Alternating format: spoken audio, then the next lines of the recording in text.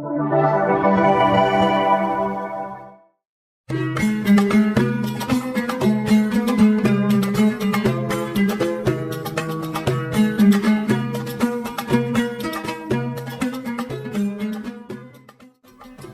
Nawas hanya tertunduk sedih mendengarkan penuturan istrinya.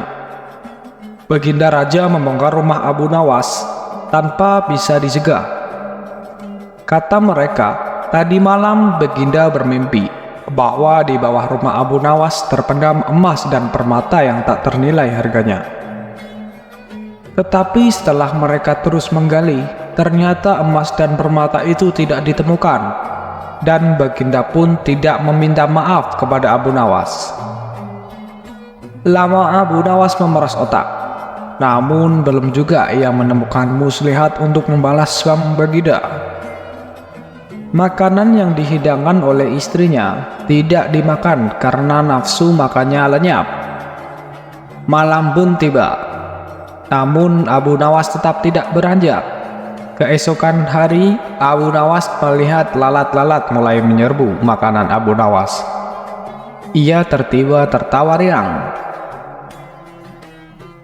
"Tolong ambilkan kain penutup untuk makananku dan sebatang besi," Abu Nawas berkata kepada istrinya. "Untuk apa?" tanya istrinya heran. "Membalas Baginda Raja," kata Abu Nawas singkat.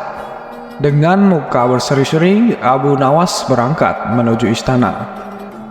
Setiba di istana, Abu Nawas membungkuk hormat dan berkata, "Ampun tuanku, hamba menghadap Tuan Baginda hanya untuk mengadukan perlakuan tamu-tamu yang tidak diundang. Mereka memasuki rumah hamba tanpa izin dari hamba dan berani memakan makanan hamba." "Siapakah tamu-tamu yang tidak diundang itu, hai Abu Nawas?" sergap Baginda kasar. "Lalat-lalat ini, tuanku," kata Abu Nawas sambil membuka penutup piringnya. "Kepada siapa lagi kalau bukan kepada Baginda junjungan hamba? Hamba mengadukan perlakuan yang tidak adil ini." "Lalu keadilan yang bagaimana yang engkau inginkan dariku, Abu Nawas?" "Hamba hanya menginginkan izin tertulis dari Baginda sendiri agar hamba bisa dengan leluasa menghukum lalat-lalat itu."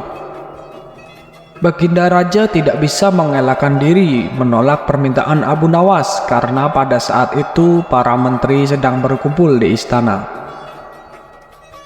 Maka dengan terpaksa, Baginda membuat surat izin yang isinya memperkenankan Abu Nawas memukul lalat-lalat itu dimanapun mereka hinggap. Tanpa menunggu perintah, Abu Nawas mulai mengusir lalat-lalat di piringnya hingga mereka terbang dan hinggap di sana-sini. Dengan tongkat besi yang sudah sejak tadi dibawanya dari rumah, Abu Nawas mulai mengejar dan memukuli lalat-lalat itu dimanapun hinggap.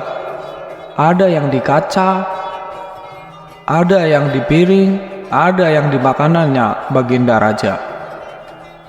Abu Nawas dengan leluasa memukul kaca itu hingga hancur.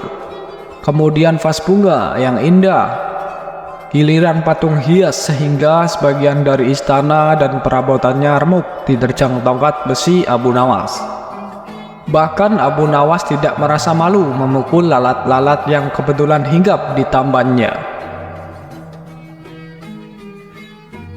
Baginda Raja tidak bisa berbuat apa-apa kecuali menyadari kekeliruan yang telah dilakukan terhadap Abu Nawas dan kekeluarganya. Dan setelah merasa puas, Abu Nawas mohon diri. Barang-barang kesayangan Baginda banyak yang hancur. Bahkan hanya itu juga, Baginda juga menanggung rasa malu.